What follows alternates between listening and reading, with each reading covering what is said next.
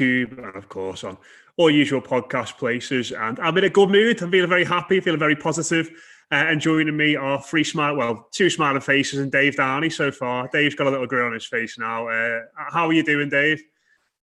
I'm a little bit fed up, mate, to be honest with you. I'm bored and exasperated with certain things, to be honest. So, not feeling too good in that regard. But, can't not smile internally. Everton top of the league. Finally, the Derby misery and the fallout of it is starting to abate a little bit, I think. So, very much looking forward to what's next to come, these next 3 games. Mike joins us as well. How are you doing, mate? Good to have you back on. Good to see you made it through the other side of the Derby. Yeah. I feel like Dave said, feeling a little bit better now that the talk after the Derby is starting to die down a bit. It's got a bit fed up with the Pickford chat and, the offside calls, where even though it's the correct decision and everything. But just looking forward to Southampton now. I think once we win on Sunday, I think we'll all be able to forget about the weekend. Yeah, and one person who joins as well, as you can all see, was there at the weekend, Sarah. What was it like being there, Sarah? Was it weird watching the Merseyside derby with no supporters? Oh, well, unfortunately this time, Matt, I actually think it was probably fortunate that I wasn't there. I didn't actually get to stay for that game. I got to stay for the West Brom game, which was amazing. However, just being in the stadium before, in the build-up, that in itself was mad. Seeing them lot right behind me on the pitch, because we were in the Park End recording the Everton Live beforehand, and Klopp and the others kept walking past, and I was thinking, oh God, I hope we get a win over them today. And unfortunately, we didn't get the 3 points, but we're still sat at the top of the league, and we need fans back, don't we? I think seeing Goodison empty in the build up to a derby in which Everton are going into it top of the table, for it to be quiet and not have us lot in there, it just sort of hit home how big of a impact it's having. But hopefully sooner rather than later, eh? Yeah, I think Seamus said that in his programme notes, didn't he, as well, in regards to wishes both sets of supporters were there. But you're absolutely right. But before we go on to speak about the refereeing controversy in that game, we'll do a little bit on it because I'm keen to move on now, because I think it's been done to death and we all sort of know what's going on with Jordan Pickford and all that. And like Mike said, we'll look ahead to Southampton and maybe reflect on the start of the season as a whole, which has been probably understatedly fantastic for Everton's point of view. But Sarah, one game you were at the weekend was Everton women against Brighton women, and there were some remarkable refereeing decisions that went on in that game. And I sort of feel as though if there hadn't been such a fallout from the Merseyside derby in regards to what had gone on in that game and some of the other big decisions over the weekend, that what happened in that game probably would have pierced the footballing consciousness. But effectively, a Brighton player got booked twice but not sent off. That's exactly what happened, Matt. And yeah, it was absolutely ludicrous, to be honest with you. And from the kind of relief in certain ways that I'd felt the day before, with decisions maybe going our way on certain things, although in point proven, actually, they were the correct decisions in the way the game goes. But it felt the opposite of that on Sunday, in that it really felt like we were kind of robbed. The girls were robbed in a sense of, there was a penalty that for me was a blatant penalty. I lose count of how many onside opportunities we had that the flag went up. And of course, as you just said, the player was booked twice. Hayley Green received 2 yellows and eluded the officials. Although I spoke to Willie Kirk after the game, and I said, look, can we talk about this in the interview? And he said, yeah, absolutely. I said, what happened? Apparently the fourth official did say to the referee, you've booked her twice, but apparently she wasn't having any of it. It was just a mad thing to witness. And sorry, Sarah, were all the girls onto it as well? Did they know what happened? Were they over at the referee complaining? The girls were onto it and sort of saying to her, you've already booked her, and she just wasn't having any of it. I think the girl at the time, Kaylee, she knows obviously she's been booked, so she's committed the foul, and she's kind of almost bidding with the ref, like, thinking, she's going to book me here and I'm going to go. And I think she's kind of gobsmacked as well, just gets off.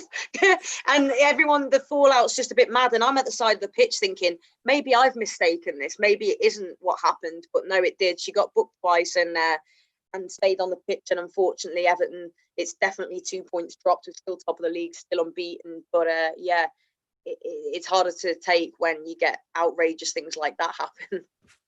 Yeah, remarkable stuff. I couldn't believe it when I read about that this morning. I can't believe it wasn't on more major news outlets, but I don't know, maybe it's one of them where I just missed it because there's so much Merseyside derby hype. And we, we'll get the Pickford stuff out the way. Obviously, me and you spoken about it a bit earlier in the week, Dave. We sort of anticipated that this would all get ramped up over the next few days. Obviously, when Adam and Klopp stuck the boot in a little bit yesterday in the press conference, and it's also one of them where it just sort of feels like they need to play a football match again, now Liverpool, so we can get this out the news cycle and just get on with it, doesn't it? Yeah, I mean, with the Wijnaldum and Klopp comments, they're very unhelpful, I think. I understand they're going to get asked questions about it, but for them to go that deep into their feelings, talking about sleepless nights, it only makes the entire situation far, far worse for Jordan Pickford. There's a line that's been crossed, I feel, here, Matt, as well, because, and I'm not crying this in because I'm an Evertonian, but you think of the welfare of Jordan Pickford and his family. You look at some of the messages they've received on social media. You look at what the public hanging that he's basically had from all corners, from prominent national, international journalists to fan abuse on social media. It's gone far too grim, in my opinion. And I think it quite quickly needs to be either a line drawn under it, or actually Everton themselves get involved here and come out with something. I'm not sure what that would be. I know that would be a difficult thing for them to do in positional sense, because any sort of reaction will be met with the same sort of outrage. I think I'm back to thinking that I actually wish he'd have got a ban now, retrospectively. I wish he was sent off, because when it gets this personal and this abusive, you have to start thinking about the actual mental welfare of people and their families, because what we've seen since has been absolutely disgusting, I think. And there's been no sort of, I don't think there's been any sort of respect shown. And there'll be Reds watching this now talking about respect and outrage, maybe even throwing the phones or TVs, whatever it is, at the wall, listening to me say this. But what Liverpool have done is poured fuel on the fire, in my opinion, with those two comments from Klopp and Wijnaldum. Yes, absolutely, you should be outraged by that tackle. I would be if it was us. You should absolutely feel for Virgil van Dijk, maybe not in the weird way that they sort of have with, organising vigils, protests and books of condolence in the Liverpool Echo. But, we hurt. We've had it done to us with James Coleman, with Andrew Gomez. I cannot for the life of me remember it going this far. Even the abuse from our own fans, which I don't condone, towards Son at that time, was nowhere near the levels of this. And it makes me quite angry, quite emotional, to be honest with you, that there's no due care or trail of thought towards these people as human beings. And, I'm no idea what sort of state Jordan Pickford's in. I'm pretty sure Carlo will be asked about that either tomorrow or Friday, whenever the press conference is. I think it'll be Friday. And you're in a situation where you're just looking at others and people on both sides of the Everton-Liverpool debate, thinking, when are we going to start realising we're human beings and adults here, most of us? It's just so unnecessary over a game of football. This time it's us. Look, it's going to happen every year at a derby. Someone's going to get injured, a rash tackle goes in. There's more red cards in that game than any other in Premier League history. It happens. It's a Merseyside derby. The extent of Van Dijk's injury here seems to be peddling the narrative, and a dangerous one at that. You look at, national newspaper comparing it to Roy Keane, who, by his own admission, tried to end a player's career. It's getting compared to that. I'm not sure if any of you saw Keith Hackett, who used to be the head of the PGMOL and the former top-level referee, saying that Liverpool should look at suing Jordan Pickford. I mean, what on earth is that all about? It's mind-blowing to me, and I just don't understand when it's going to stop. And like Mike says there, I think from our point of view, it's cooled down a little bit, but there's still this sort of poisonous, toxic atmosphere, I think, between firstly both clubs and also everyone towards Jordan Pickford. I think it's as well, Mike. It's one of them where we said at the start, we sort of want to move on and don't want to talk about it, but it feels like the more they talk about it, the more the we in our own circles have to speak about it, because otherwise, this happens a lot in football. Whatever's said and whatever's peddled by things in the media when it comes to bigger clubs often become truths, and that can't be the case. But what have you made of it all, mate, in the aftermath and in the days following the derby? Well, like I mentioned before, I've got really frustrated with it in the end. I understood the initial reaction. I think anyone, if it was the other way around, we rightfully would have been fuming. It was a red card. It was a stupid tackle. I think if anything, I watched it back today and was like, he's right to come out. I saw David Priest, he was on the other day on the Blue Room, wasn't he? And he compared it to the Tom Heaton save for Burnley against United a few years ago, I think it was. And he comes out and it's the star. It's like the starfish, isn't it? You make yourself look big, and that's what he does. He makes himself look big. The only thing, unfortunately, he ends up clattering into Van Dijk at the same time. And obviously, no one likes to see a player get injured.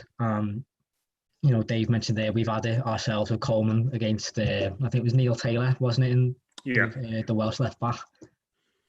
But the reaction, especially, like I said, I understand from the fans, especially initially, you're going to be angry, but from the media, it turned into a witch hunt, really. And you've seen people saying Pickford's this type of player, and he's not done. From what I'm aware, I think he'd made one bad tackle. I think he had a big collision, not a big collision, but he had a collision with Dele Alli a few years ago.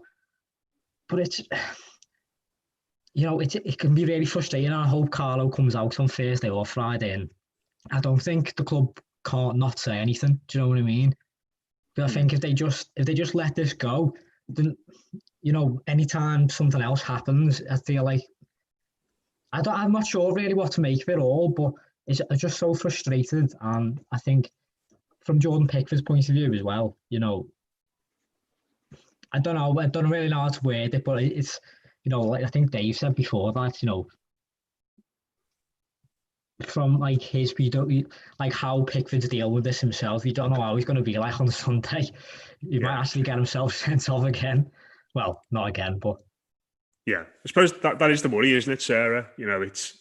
I think there's been so many people rushing to judgments about what type of person Jordan Pickford is, despite 99.9% of them not really knowing him at all, really.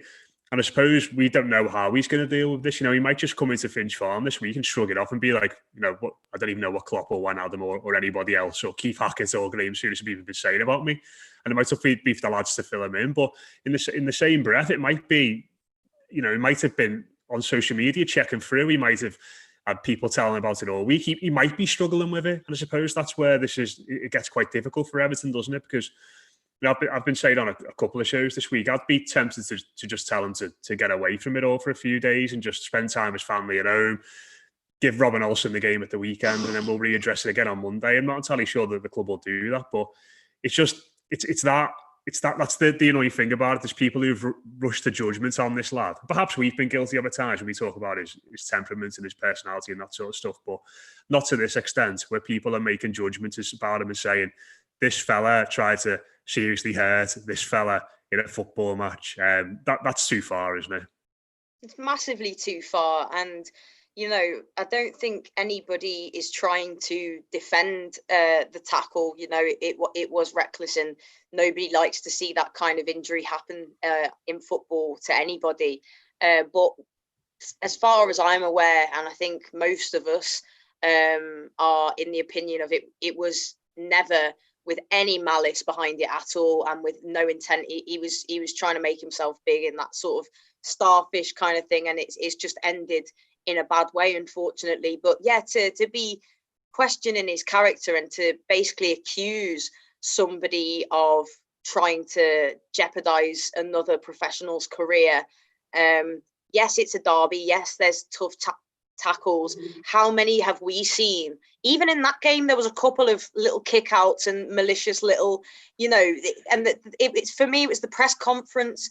I just was waiting for the violins to come out. It was being made so sort of personal, and that it was like, that's why we can't accept it, because they've done this, and Everton are always like this, and they always play this way in games. No, we don't. It's a derby. It's tough tackling on both ends. We've all seen We've seen a couple on them. We've had it plenty of times on us. And I just think, yeah, leave the lad alone. He's going to be feeling miserable enough about it. I'm sure he's going to feel, on a human level, you'd feel horrible, wouldn't you, having known that you've caused that to somebody else. So I'm sure, and he's going to be aware of it. It's talking point everywhere, all over all the news channels. And when you get Klopp and Wijnaldum say anything, that's going to be, you know, headline news everywhere. So I don't think they've done the lad any favours. And you know, as Mike said there, I hope Carlo comes out on Thursday or Friday and gives him his backing. And maybe he will need to take time out. I don't know with that one where he'll be at in his mental state with it. But I'm sure that Everton and that Ancelotti will do whatever's right for him. You know, that I know will be the case 100%.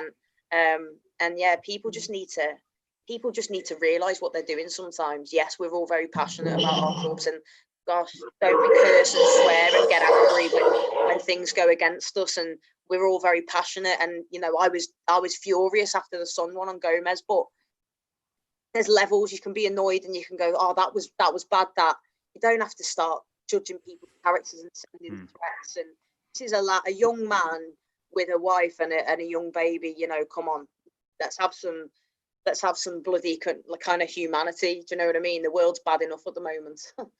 Yeah. Dave, you want to make a point there, mate? Sorry.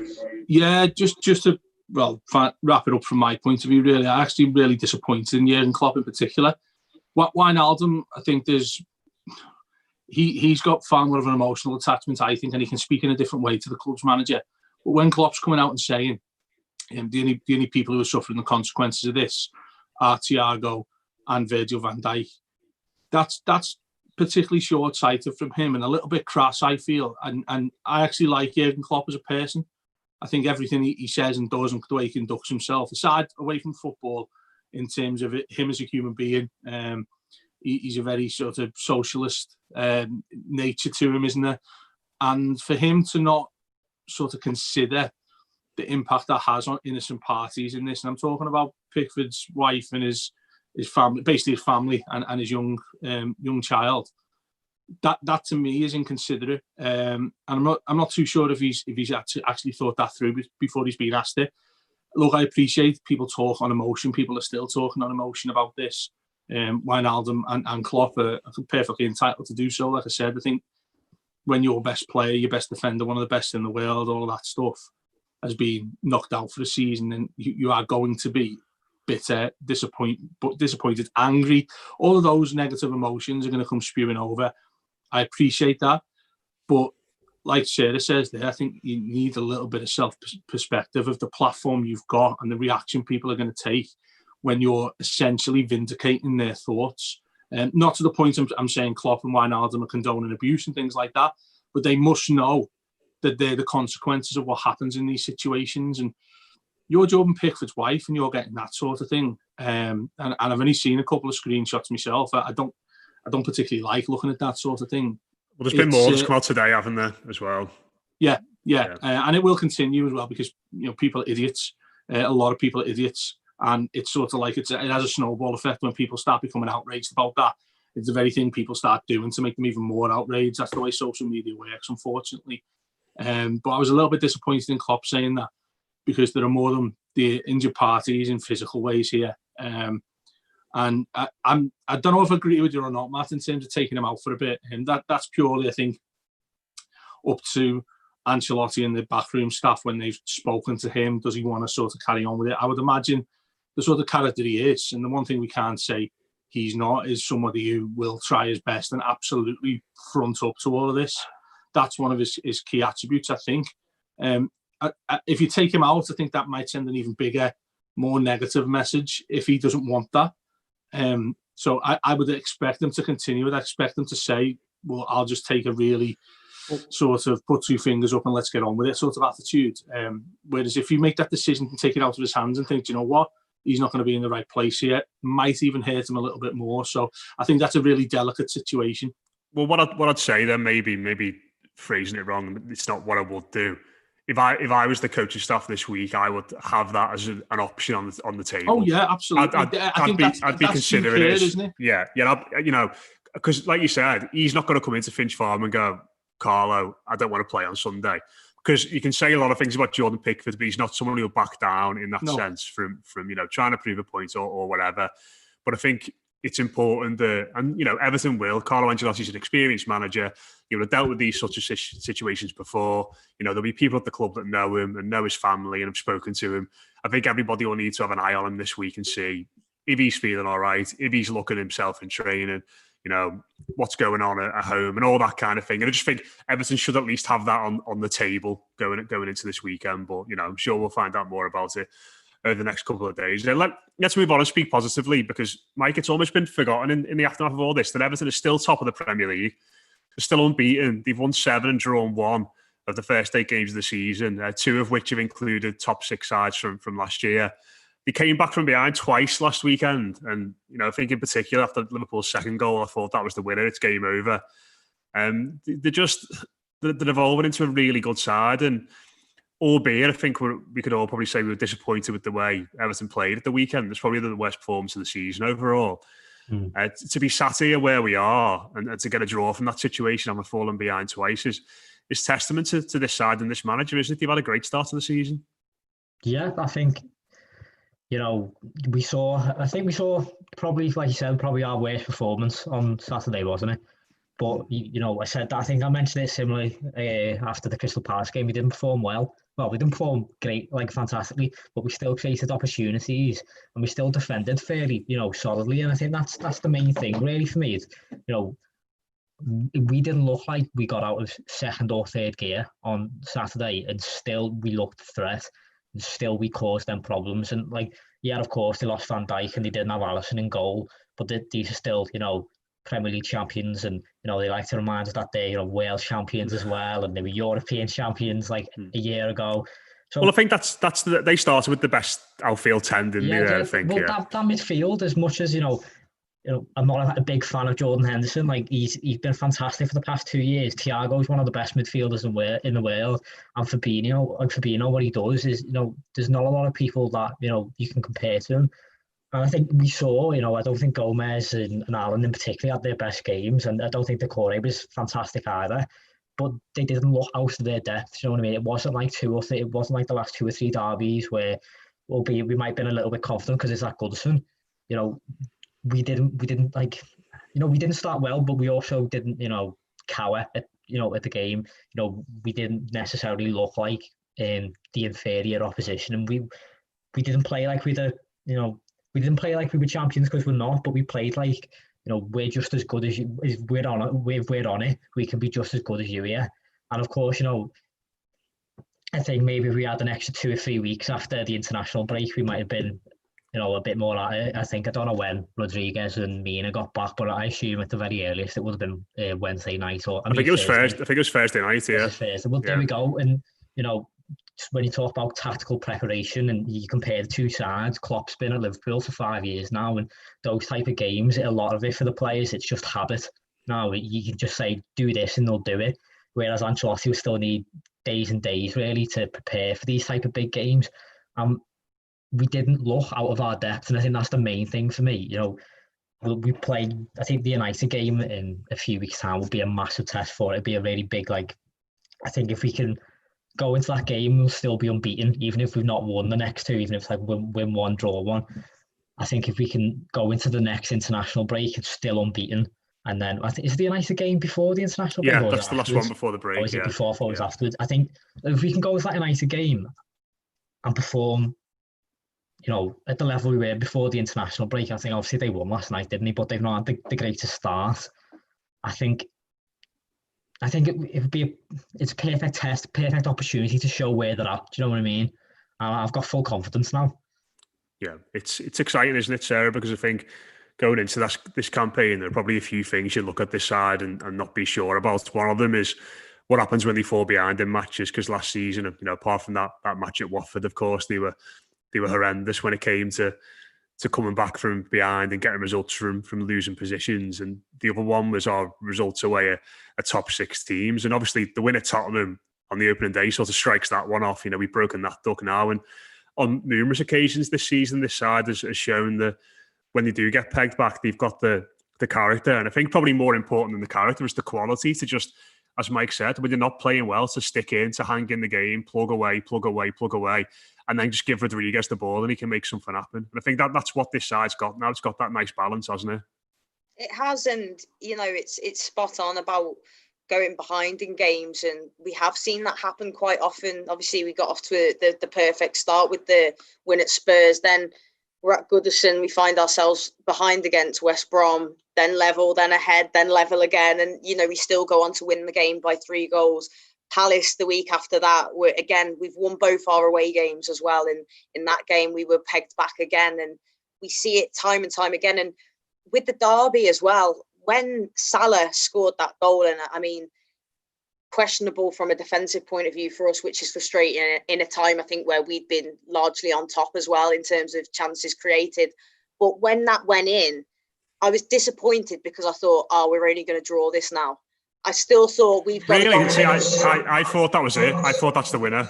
No, I thought to myself, we're not going to win it again, and it's going to, we've not got that kind of boxed off.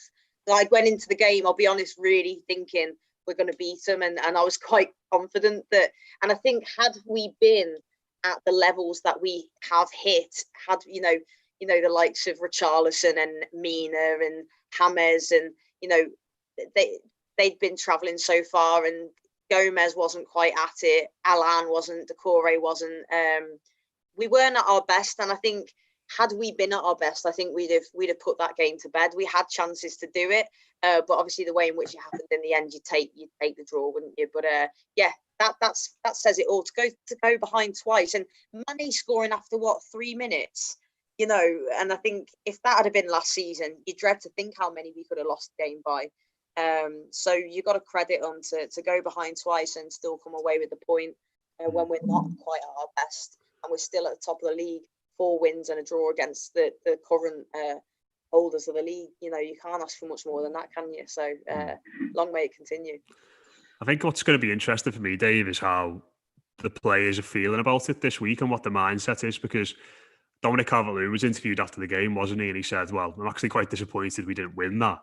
But from if I was in that point of view, I'd be saying that's a really good point, because, again, while they didn't play well, the excuses were sort of there for Everton if they did lose this game, wasn't it? It's Liverpool having a backlash after that 7-2. I think if you go through the starting 11 at the weekend, I think 7 or 8 either were on international duties or were carrying injuries in the game before and going into this game. So it wasn't a fully fit and fully sharp squad. But I think the fact that they've been able to dig in twice and been able to come back in the game should be viewed as a real positive. Obviously, there's been a lot of negativity around the club in the media at the moment, and people sticking the boot into us. And, a lot of people saying we massively got off with one with that late goal. Albeit, as Mike said, by the rules, it's offside. Offside is offside in this day and age, isn't it? But what do you think the players will be feeling like after that game and going into training this week? I think they should feel that they're still pushing with this momentum that we've had since before the international break, definitely, because I think to me, and I think to them, this may seem like it's a victory in many ways, simply because, I'll be perfectly honest, I think we got away with one, to be honest. I thought they could have won the game quite comfortably. Certainly the way we started, and the way we started wasn't bad by that. I think Everton had the right attitude in this game. They could actually go toe-to-toe with Liverpool for the first time in many years. The execution of it was far different. I think in their heads, they would have been like, yeah, we're well up for this. We can beat Liverpool at football, which obviously we haven't been able to do for a decade before that. But in terms of actually translating that to how they actually physically played, I think that was a little bit different. They didn't play like they knew that. And I think that's still a very positive thing, because they quite clearly fancied it. They fancied taking Liverpool apart, and that's the exact type of attitude we've been missing for such a long time. So I'm fine with that. How they executed any sort of game plan they went into it with was very different, I think, to what they probably seen in their heads. Liverpool started like a train. They were superb in the first 15, 20 minutes, I thought. Could have gone a couple of goals up. You look at the goal they did score, that's really early. Everton was still finding the feet in this game, and I was really concerned. I thought this could be a little bit of an onslaught from Liverpool. We could be out of this before we even had a chance to play properly. That said, they missed chances. We started to come into it a little bit more. And I felt like when it did settle down, we played some decent stuff in patches. I think Mike's absolutely right. That wasn't anywhere near the sort of level of performance we've seen in the other 4 games before that in the Premier League. But that's what happens when you play in the top of the league. So I think you're absolutely right, Matt. I think when you can caveat a lot of this with we're playing the champions of the Premier League here. Do you know what I mean? How far of a jump do you expect us to have made from the dour end to last season to the start of this one? And it's off the scale, the improvement that we've seen, the attitude, every single thing is different and being turned around since the end of last season. 2 or 3 games in, you may be thinking, yeah, flash in the pan.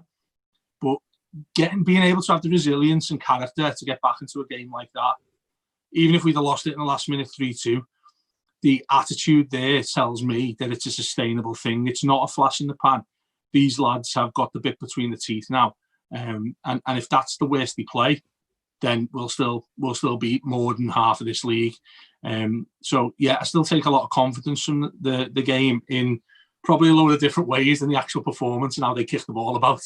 Yeah, but moving on to speaking about the rest of the teams in the league, one of the games is going to be a test. We feel like all the games coming up, as Mike said, are a little test in different ways for us, but it's Southampton on Sunday. I'll come to you first on this one, Sarah, just sort of rattle through who's going to play.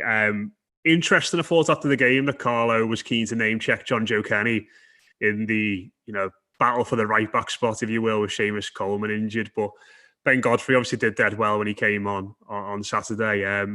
Who would you go for in there? Because I think as much as Godfrey impressed, he's not a natural right back, is he? Kenny's been with the squad. I think it's a really difficult decision, that one. Yeah, it is, because as you say, Godfrey came in. Unfortunately, Coleman goes off injured, and you never want to see that, especially in a derby, your captain. But he came in, and at that point, you're a little bit worried. But I thought he was absolutely tremendous. Talk about being thrown in at the deep end. It's a Merseyside derby, and you're being played not in your favoured position. And the confidence of the lad really kind of struck me as well. He'd come into that side and was dictating and telling people what to do. He was driving the ball forwards. And I wouldn't actually mind seeing him play right back again. But then, no, I think if Coleman isn't going to be available to play, then I would probably just about prefer to see Jonjoe Kenny go in, maybe even to start. That is his position after all. And he's done all right, I think, Jonjoe as well, to be fair, when he has been in. It's just that Coleman's obviously been fantastic, I think, in recent weeks. But no, I think it'll probably be Jonjoe. But isn't it great to know that we have got Ben Godfrey to come in and do a decent job if we need him to do that for us? Yeah, it sounds like all hell's breaking loose in Dave's house, so we'll go to Mike. What about you? I suppose the easy decision now, mate, wouldn't it, would be to put Godfrey straight back in, whereas picking Kenny might be a bit of a harder one after Godfrey did so well. It might be a difficult conversation for Carlo to have with Ben Godfrey. You kept Sadio Mane quite quiet for an hour there, mate, but you're on the bench again this weekend. Yeah, I think Godfrey played really well. To be fair, I think he had a moment or two at the start where he was maybe a bit nervy, but I think he really grew into the game. But I think you got to give Kenny the game on Sunday, only because obviously he had quite a good season at Schalke, and he probably came back.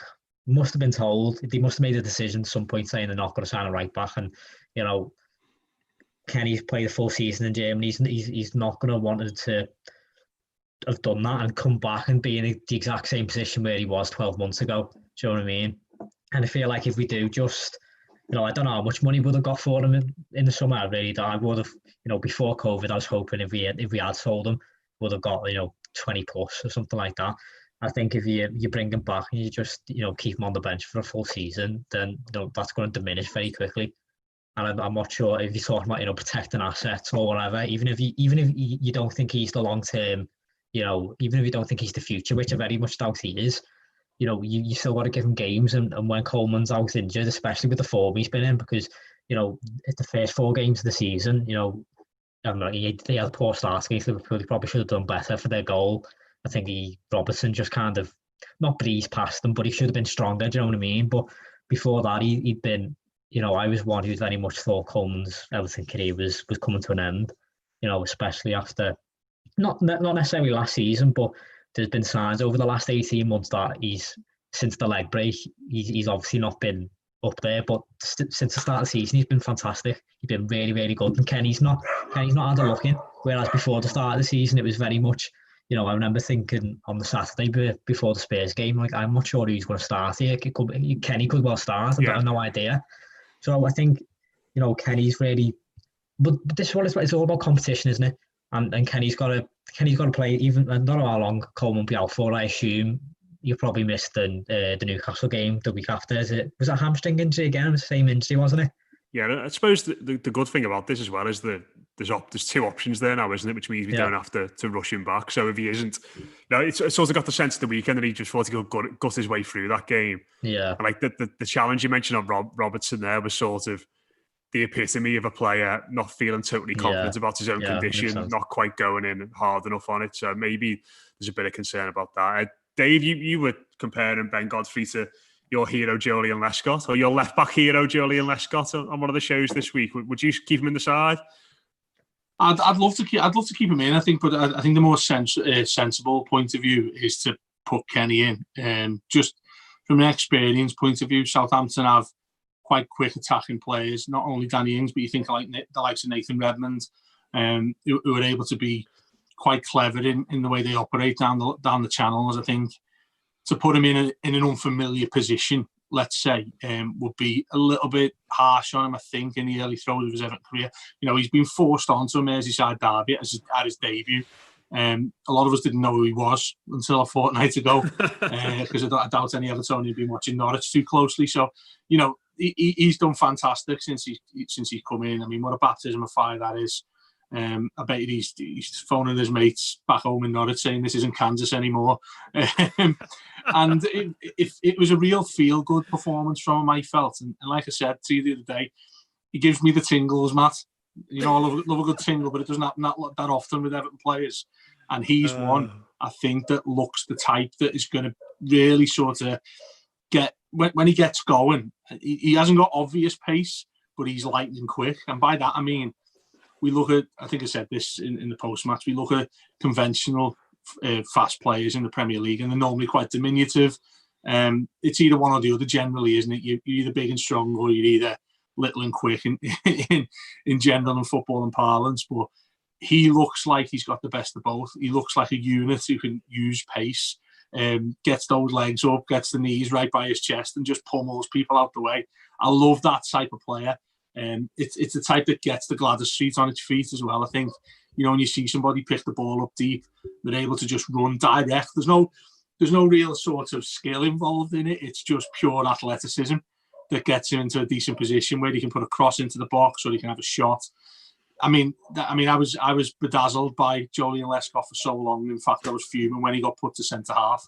I got that feeling on Saturday, to be honest with you. But in terms of this game, I don't have any qualms if he does play. Absolutely not. But I think the sensible head will get the better, and I think Kenny will come in with that little bit more of experience and guile compared to a more raw Ben Godfrey. But then again, I mean, he has got Premier League experience, hasn't he? Just not very good Premier League experience. Yeah. So I have no problems with him starting. And hey, look, we have an embarrassment of riches at fullback now. All of a sudden, when you go back 4 months, everybody's looking at each other like, hang on, maybe we should have kept Sidibe. So it's quite the change, isn't it, to having Nkunku one side and Godfrey the other, not thinking that the world's going to end. Yeah, it's nice. Dave said that Ben Godfrey gives him the tingles. Does the prospect of Alex Iwobi playing left mid at the weekend give you the tingles, mate, or would you rather see Anthony Gordon there? I mean, I like Iwobi, but he's not Richarlison, is he? I mean, I said on Twitter today I wouldn't mind seeing Niels Nkunku there, to be honest. That's a cracking shout. Do you know what? I like that tweet at the time, Mike. I wanted to ask you about that because it's such a outside the box sort of thinking. But when you think about what we've seen from him so far, it feels like it'd be a really good fit. Yeah, I feel like, especially if you're talking about trying to replicate what Richarlison does, I do like Iwobi, but Richarlison's direct and he's really robust. And he's gonna work hard, and Iwobi's just not that. As much as I like him, he's not someone who's gonna run and run for 90 minutes. Whereas Nkunku, I mean, I suppose Gordon as well. The bit of Mavericks. Do you know what I mean? I think to have that, it'd be weird, but it'd be fun to watch. And I feel like if Ancelotti's feeling it and Nkunku for some reason starts at left wing on Sunday, I'd have no complaints. I'm not gonna lie. There you go. Sarah, what about you? Who would you go for? So I agree with what Mike's saying there. Iwobi's more of like a wide midfielder, isn't he? Whereas Richarlison's a wide forward, and they'll give you different things. And you sort of feel like him and Rodriguez will be trying to get in those same sort of spaces, but on either flank. So if Iwobi does play, it could be a big game for Lucas Digne to just constantly get round him on that left-hand side. Yeah, definitely. I mean, we've seen how important Lucas Digne is to this side. You can always count on him that he's going to create chances in every game. But in terms of who are bringing on that left side, I would really like it to be Gordon, but my head tells me that it will be Alex Iwobi.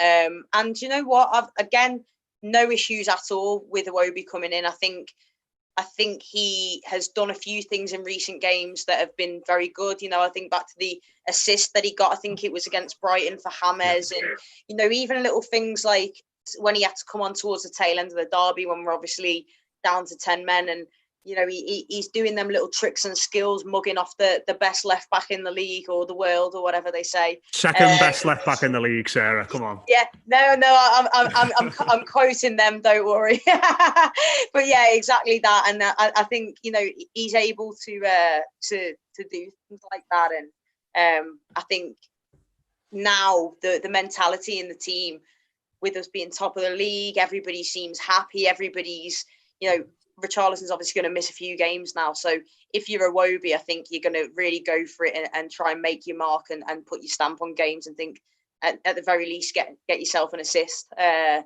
and get a goal or whatever. But I'd love to see Gordon come in. I've been quite surprised to not see him included even in some of the squads in recent games, because even the derby, I was thinking it's got him written all over this. And yeah, I love watching Anthony Gordon play. I think every time he's on the pitch, you just fancy him to. I know we haven't actually seen him burst the net yet, which is bizarre when you think of the amount of chances that have come off the upright or the crossbar or been saved or what have you. But yeah, I would love to see him come in because you always fancy him to score or get an assist, and he's something very exciting. And the fact he's a local lad, it just adds something extra. And top player, so yeah, I'd love it to be Gordon, but I think it will be Iwobi. I was just going to say, Matt, before you move on, about how this is a different test to everything we've seen so far this season, and personally, I feel as if it's a very different one, simply because I'm already, I don't know whether it's the sort of morbid side that I am, or just generally a negative person, but I'm looking ahead to like how we react to certain things going wrong this season, and albeit the derby wasn't one of those. Hear me out. It's not a negative thing, but what I'm focusing on is when the first defeat comes, when the first sort of serious injustice comes, when there's several injuries and we're ravaged, and who steps up. All of those things, I think, are vital to how far we go, and if we can sustain this form. What we've seen so far is really encouraging from fringe players. You think of who started that Brighton game in midfield. They were fine. Gylfi Sigurdsson, dare to say it, really impressed me so far. Davis the same when he come into the side. Everybody seems to have lifted themselves up to a standard that is acceptable now. And that's crucial for us going forward. The second part of what I mean about it is we're playing a side that has just come back from behind to get a really good point away at Chelsea. Southampton are no mugs in this league. They're very, very unpredictable. We could go there and beat them 4 or 5-0 or get beat in a really poor sort of dogged display, 1 or 2-0, and Danny Ings scores off his backside or something like that. They're that type of unpredictable side in the Premier League, and that makes them more dangerous for me.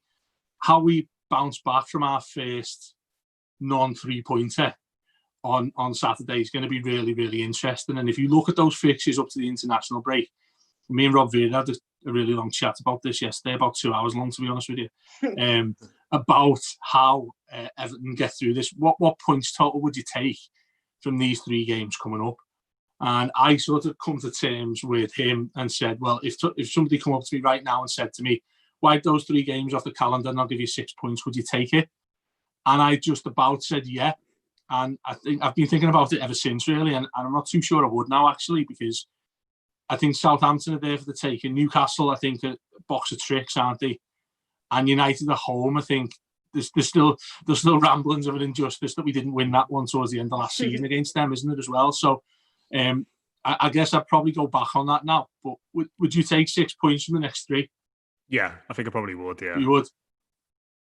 And that means our first defeat, of course, as well. Sarah's shaking her head. Yeah, I don't think I would. I'm getting greedy now. I even, like you just said there, Dave, I didn't enjoy our first non-3-pointer of the season. It felt strange to not be like Israel going to watch Match of the Day thinking, yeah, seeing the Toffees banging in goals and winning by loads of goals. And I don't want to see us just yet. Obviously, it's inevitable, isn't it, at some point that we're gonna lose a game, but I don't want to see that anytime soon. And I think those games, at the very least, I know it's only 1 point extra, but 7 points. I don't want to see us lose any games yet. I think we're better than all those sides. United have had a couple of good results, but I mean they got absolutely humiliated a couple of weeks ago. They've been all over the place. So I fancy us. See the players like James and Alan. You know, we had a lot of players that had an off game on Saturday. And I think if we can get them performing to the way they have done, I think we should get 7 at least out of them. Let's go for 9. Why not? See, it's not fair asking Sarah this day, because I don't think she'd take 90 points for the season. If you asked her, she'd probably be saying, "No, we can get 100 this year. We can break City's record." I tell you what, we still wouldn't win it. No one our luck. What would you say, Mike? Would you take that? Would you take 6? I mean, I'd take 6. Yeah, probably would. I think, you know, I really want 9. Do you know what I mean? It's great how our mind is just shifting now, though. The reason I take 6, Dave, is because we're going to be without our, if not our best player, or one of our best 3 players for all 3 of those games. And I think, you know, as much as we're sitting here going, Iwobi's done well and Gordon can offer something, you know, Richarlison, I think you put this during a game the other week, I can't remember which one it was, you sort of saying, God, that lad offers so much. And it's not just in terms of his goal scoring, it's getting up and down that flank, tackle, endeavour. It's infectious to the rest of the team. And I think you take him out that forward line, and I think the dynamic changes a lot in terms of style. But I think he sets the tempo as well with his pressing and his work rate at the top end of the pitch. And I think not having that is going to be a big blow. Listen, I think we can still win all those games without him. We've got it in us. I think we've got players there who can potentially come in and do a good job replacing him. But I think we will be a worse side without him. And that's not slagging the other lads off by any means. But, you know, he is one of our best footballers. But do you know what? I think as well, in terms of new tests for this side, you look at the players that could come in there. You know, Mike's mentioned the one far, you know, straight from left field in Nkunku, but you look at Bernard, Iwobi, and Gordon. I'd love to be on a fly on the wall in there right now and just see the difference in how they're approaching a potential opportunity compared to last season when it didn't look like anybody wanted to play. And again, that'd be another tick in a box for me, that this side has rapidly evolved, and it is a side that can continue this sort of, if not form, then certainly attitude towards winning games of football. Because if you were to say to me, and will be in there as well, of course, if you were to say those 3 or 4 players you could potentially throw in that position, I'd imagine the way we've been so far this season, that they are putting absolutely everything into every single training session right now, desperate to get the shirt that Richarlison vacated for these 3 games. And you think about that probably being the likelihood. Would you say that at any point last season, even when we were half decent at times, you would not say that about players, would you? No, absolutely not. And I think the other good thing for them is as well, they'll be going into games thinking they can get off the bench, you know, as well. Whereas over the last few weeks, it might not have been the case. They might be thinking, you know, Richarlison starting left wing, you know, Iwobi's going to come on ahead of me as well, and then I might have another player ahead of me. All of a sudden, you're that one step closer to getting minutes and being able to make a case. So, yeah, it's exciting. Before we wrap up then, how's it going to go on Sunday, Sarah? 4-5-0, I imagine, from your point of view? I'm going to actually go for a 2-1 Everton. like you said, I think missing Richarlison will make it a bit more difficult. Ings is nail on to score, isn't he? Yeah. So I'm going to go, as long as it's a win, 2-1 Everton. Mike? Yeah, I'm going to go 1-0. I really want a clean sheet. Yeah. Yeah, about time. I think I can see a really similar game to the Crystal Palace one myself. I think Southampton will try and be physical. Of course, they are going up to the murderers and assault-ridden Everton this weekend, aren't they? Southampton. Hopefully they're all terrified to put tackles in. Well, I was going to say, I'd be surprised if some of our players make it because they might have got jail sentences by now. But I'm gonna go with Sid. I think 2-1. A bit of a gritty game. I think we'll have to fight this one out.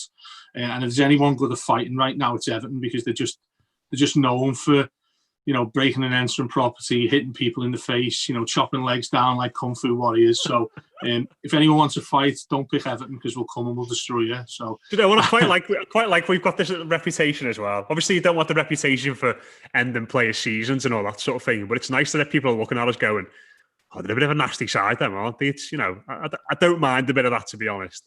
And the thing is, though, it's absolutely not true yet. Do you know what I mean? No. People are saying things about this side that's simply not true. For me, I still think we're too nice, to be honest. So it's interesting the rest of the world seems to have us down as the lead side of the 1970s and all this nonsense. I think we've still got a load of puppy dogs in the midfield area. Who's going to be our Chopper Harris, yeah? Yeah, exactly. That's what I mean. It's back to Bremen and all that sort of thing, isn't it? People think we're that side now. Which I like, but when they dig a little bit deeper, we're actually not like that at all. Yeah. All right. I reckon. I think if we scored early, we could run away with this one. But it's just getting that early goal because they played dead high line.